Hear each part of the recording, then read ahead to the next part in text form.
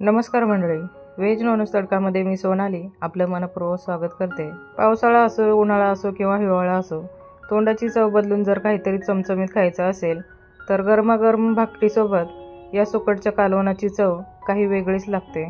आज आपण झटपट, तरीदार आणि रसरशीत असं सुकटचं कालवण बनवणार आहोत। आपण नेहमी सुकी सुकट बनवतो, परंतु रसरशीत असं सुकटचं कालवण बाजरीची भाकर, ज्वारीची भाकर किंवा तांदळाची भाकर किंवा भातासोबत देखील खूप छान लागतं। व्हिडिओ शेवटपर्यंत नक्की पहा। चला तर मग लगेचच रेसिपीला सुरुवात करूया। कालवण बनवण्याकरता 4 छोट्या आकाराचे कांदे गॅसवरती जाळीवरती भाजायला ठेवले आहे।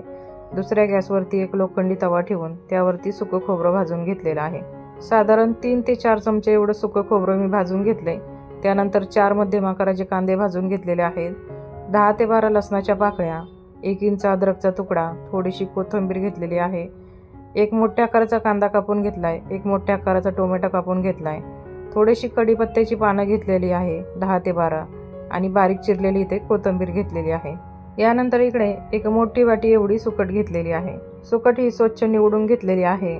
त्यानंतर आता या सुकटला खूप वास असतो, त्यामुळे आपल्याला हा वास जाण्याकरता गॅसवरती तव्यावरती ही सुकट भाजून घ्यायची आहे। मध्यम गॅसवरती साधारण 3 ते 4 मिनिट सुकट भाजण्याकरता लागतात।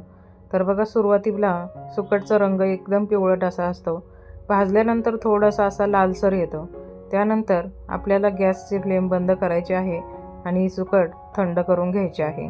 यानंतर मिक्सरच्या भांड्यामध्ये भाजलेलं खोबरं, कांदा, लसूण, अद्रक सोबतच कोथिंबीर घालून थोडंसं पाणी घालायचं आणि छान असा बारीक मसाला वाटून घ्यायचा आहे। या सुकटला बऱ्याच ठिकाणी जवळासुद्धा म्हणतात। यानंतर आता गॅसवरती कढईमध्ये एक छोटी पळी तेल गरम करून घेतलं। त्यामध्ये अर्धा चमचा जिरे, एक बारीक कापलेला कांदा, कढीपत्ता सोबतच बारीक कापलेला टोमॅटोसुद्धा घालायचा आहे। आता हे सर्व साहित्य आपल्याला 1 ते 2 मिनिट छान असं परतून घ्यायचं आहे। यानंतर यामध्ये 1 चमचा काश्मीरी लाल तिखट, पाव चमचा हळद, 1 चमचा धना पावडर, 1 चमचा तुमचा कुठलाही साठवणीचा मसाला यामध्ये तुम्ही घालू शकता। यामध्ये तुम्ही तुमच्या आवडीनुसार कांदा लसूण मसाला, मालवणी मसाला किंवा घाटी मसाला कुठलाही वापरू शकता।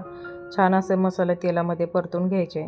त्यानंतर सुकट थंड झाल्यानंतर यामध्ये भरपूर असं पाणी घालायचं। सुकटमध्ये बराच वेळा बारीक माती किंवा मग खडे असतात, तर त्यामुळे ही सुकट आपल्याला स्वच्छ धुवून घ्यायची आहे।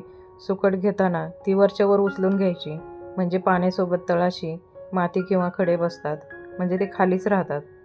तर बघा, सर्व सुकट स्वच्छ धुवून या कढईमध्ये घालून छान असे 1 ते 1.5 मिनिट मसाल्यांसोबत परतून घ्यायचे आहे। यानंतर यामध्ये आपल्याला वाटलेला मसाला घालायचा आहे। आपण कांदा खोबऱ्याचा जो वाटलेला मसाला होता तो सर्व यामध्ये घालून घ्यायचा। आता आवश्यकतेनुसार यामध्ये पाणी घालायचं। तर मिक्सरच्या भांड्यातच मी साधारण 2 ते 2.5 ग्लास एवढं पाणी घातलं होतं। सर्व पाणी यामध्ये घालून घेतलं। तर पळीच्या मदतीने कालवण थोडंसं हलवून पाहायचं। मला थोडंसं हे घट्टच वाटतंय, कारण शिजल्यानंतर अजून हे घट्ट होणार आहे। त्यामुळे एक अर्धा ग्लास यामध्ये पुन्हा एकदा पाणी घालून घेतलं। पुन्हा एकदा पळीच्या मदतीने हे कालवण हलवून पाहायचं। यानंतर यामध्ये चवीनुसार मीठ घालून घ्यायचं। यानंतर आता कालवणाला छान अशी उकळी येऊन द्यायची। आता मंद आचेवरती हे कालवण आपल्याला 5 ते 6 मिनिट शिजवून घ्यायचं आहे। तर बघा, 5 ते 6 मिनिटात छान अशी सुकट शिजली जाते। मस्त असं रसरशीत आपलं सुकटचं कालवण तयार झालेलं आहे। वरून थोडीशी मी बारीक कापलेली कोथिंबीर घातलेली आहे। भातासोबत तर खूपच छान लागतं। नक्की एकदा बनवून पहा। तुम्हाला हे सुकटच्या कालवणाची रेसिपी जर आवडली असेल तर एक लाईक नक्की करा आणि चॅनलवरती नवीन असाल तर चॅनलला सबस्क्राईब नक्कीच करा। परत भेटूयात अशाच एका नवीन रेसिपीसोबत। तोपर्यंत धन्यवाद।